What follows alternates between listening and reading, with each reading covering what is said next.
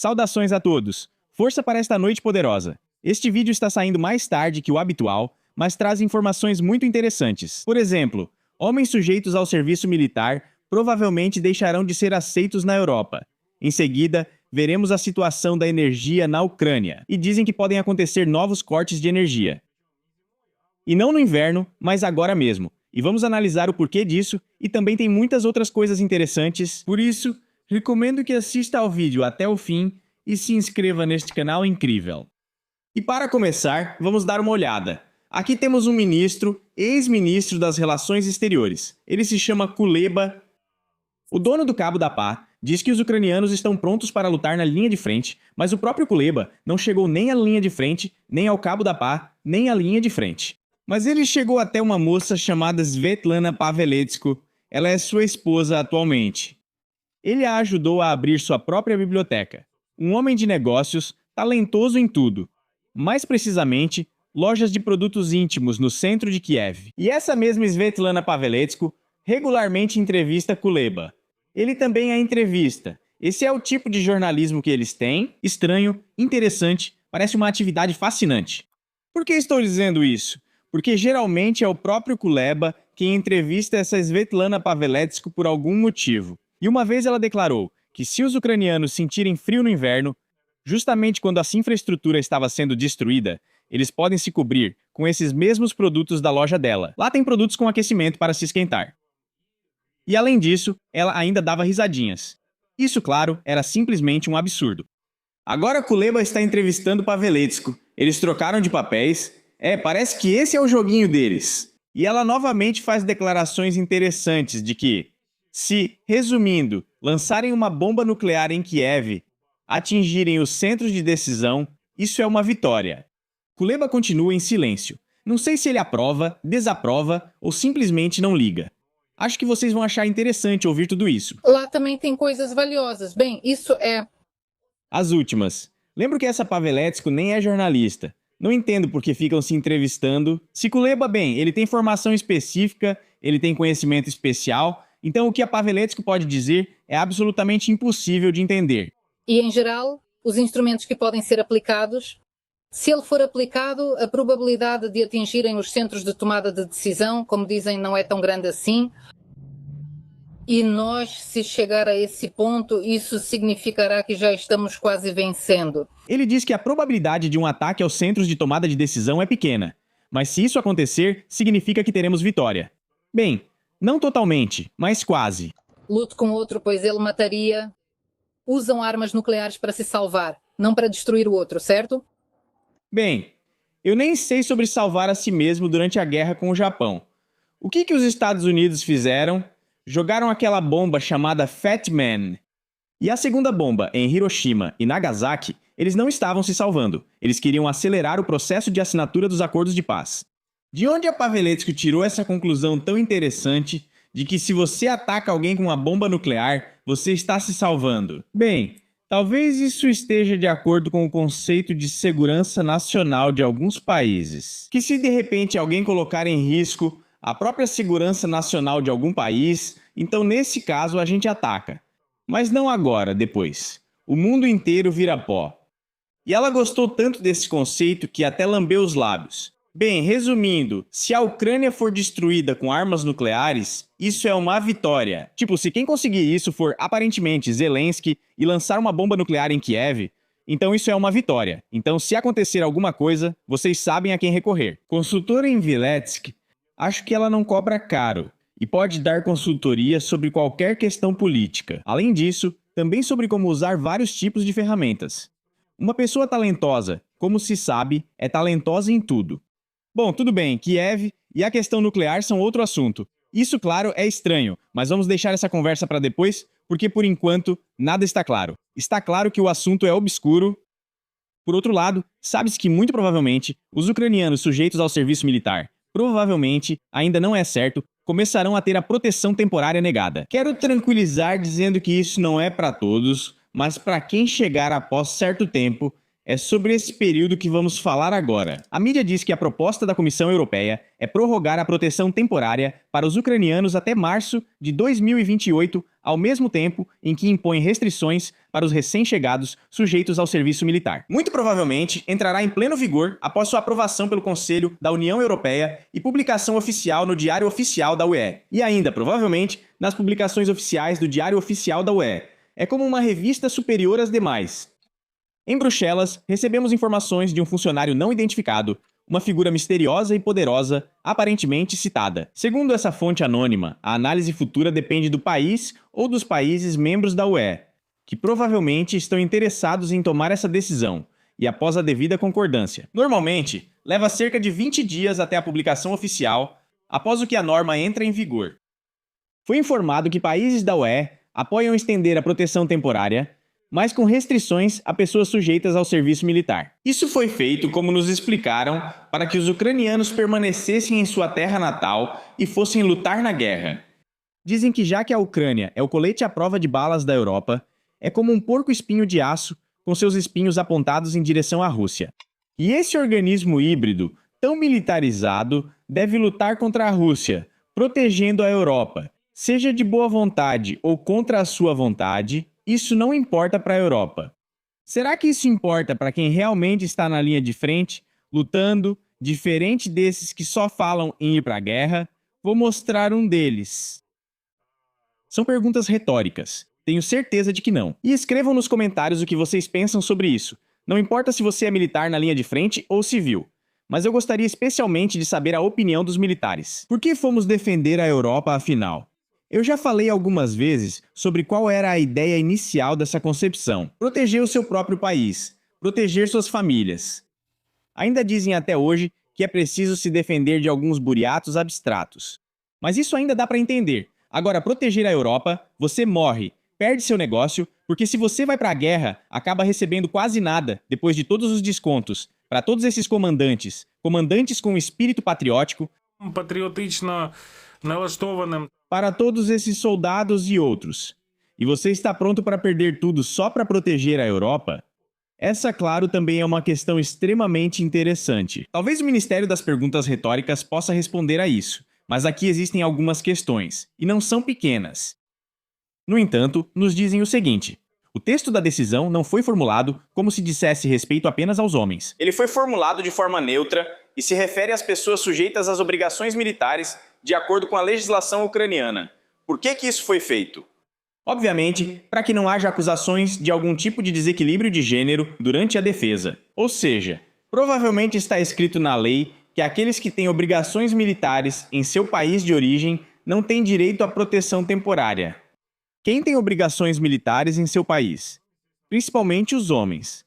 Aqui, como dizem, mata os 7 de uma vez só, como nos contos antigos. É basicamente isso. E parece que assim eles também mantiveram e preservaram esses valores europeus.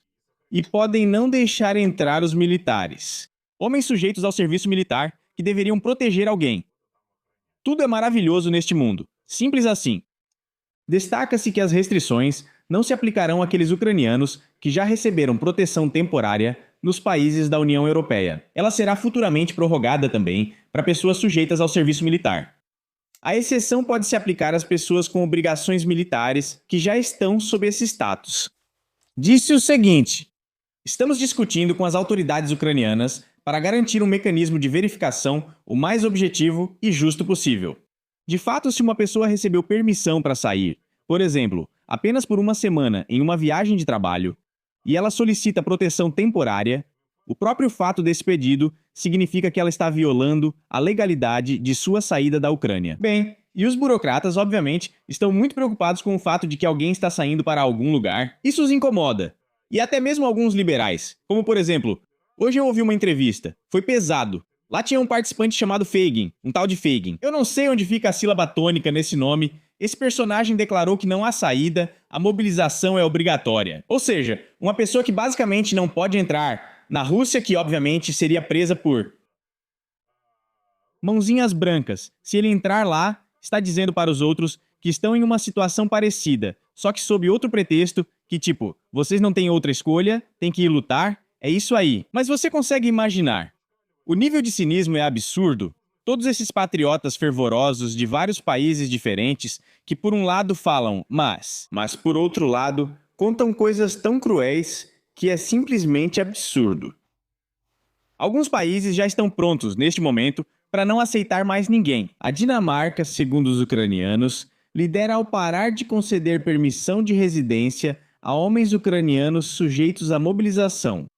Essas pessoas não poderão mais obter residência na Dinamarca, conforme informado no site do Ministério.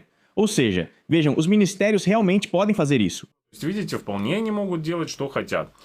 Ian diz o seguinte: a Dinamarca apoia firmemente a Ucrânia em sua luta pela liberdade. Estamos alterando a lei especial sobre a Ucrânia, pois nossas regras de permissão de residência não foram criadas para serem usadas para escapar da mobilização.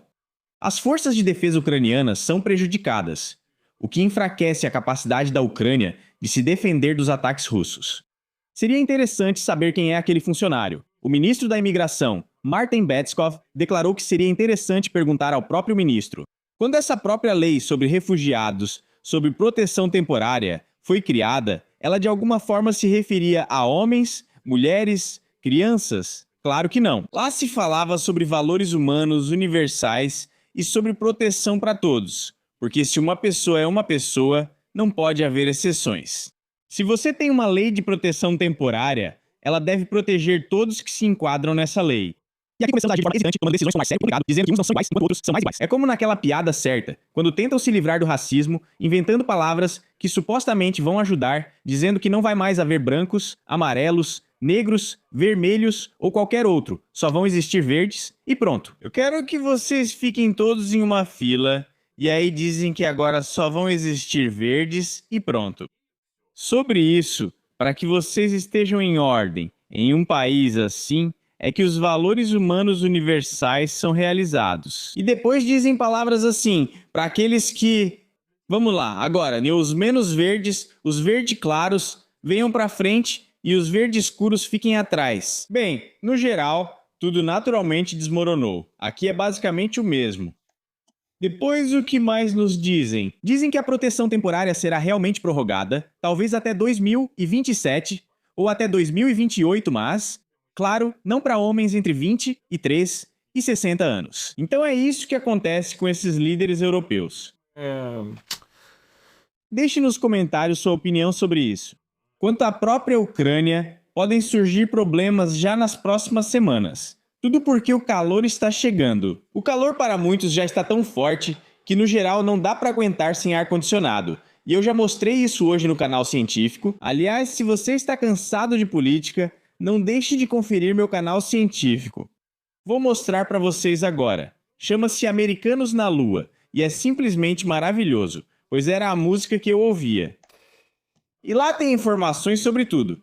Tem resumos de notícias, por exemplo... O último vídeo é justamente dedicado ao verão. Tem informações científicas puras e também tem combate ao obscurantismo, como os contatados, terraplanistas e outros Anunnakis.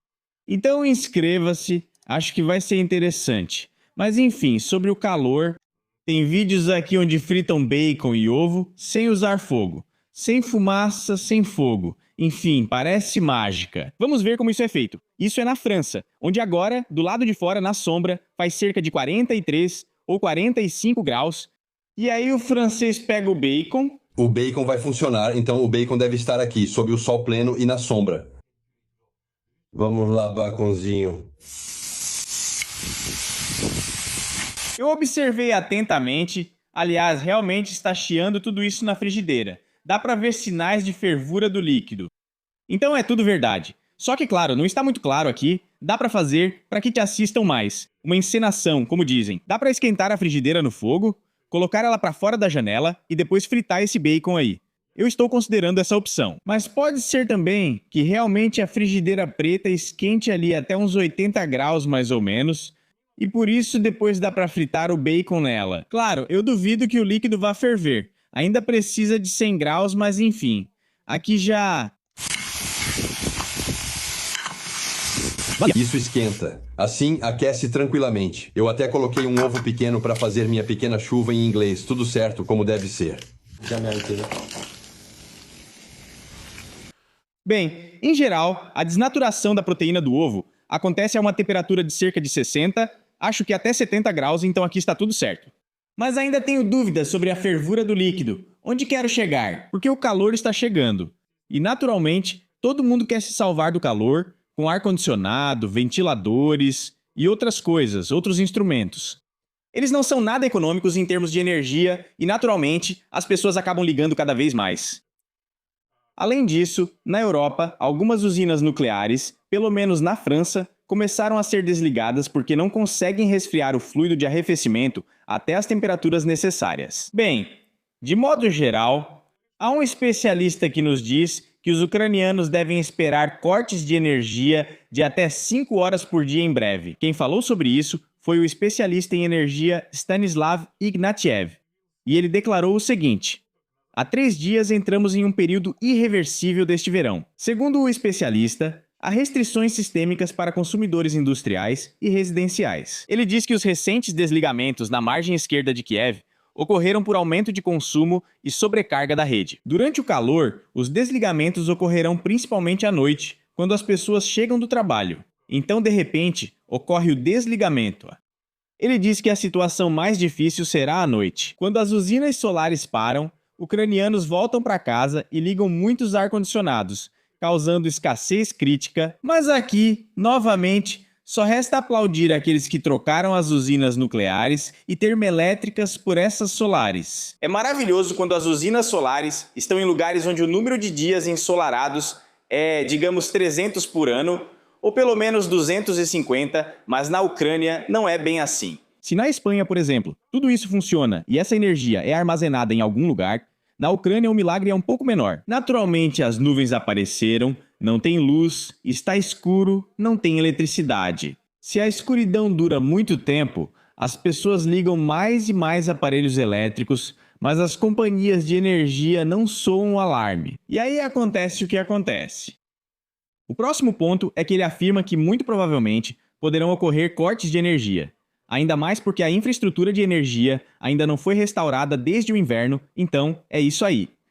E agora? Agora eu proponho dar uma olhada nos líderes poderosos. E um deles eu já notei de cara. Aqui, como se diz, na Ucrânia é melhor, ou melhor do que em casa. E aqui tem um personagem que de repente, por algum motivo, fala em russo. Que traição!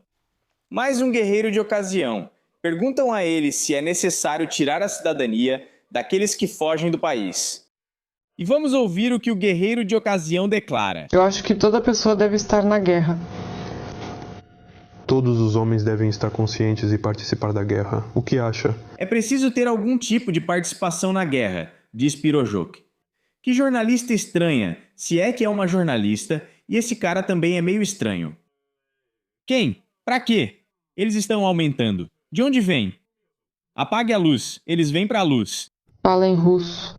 Fala em russo. Fala em russo. Acho que ela está dormindo ou acabou de acordar. O que houve? Esse está dormindo. Todos estão dormindo. Isso no futuro não é muito negativo. E no futuro eu seria totalmente a favor se o governo tirasse a cidadania deles, até esse ponto. Mas aqui há 2 coisas. A primeira é que não está claro por quê. Se é um canal de TV, ocorre a violação da lei ucraniana sobre o uso da língua ucraniana em todos os lugares. Isso é a primeira coisa, e esse pastelzinho está falando em russo. E a segunda coisa é que, novamente, ele deveria pelo menos ler em quais condições ocorre a perda da cidadania. Isso é impossível.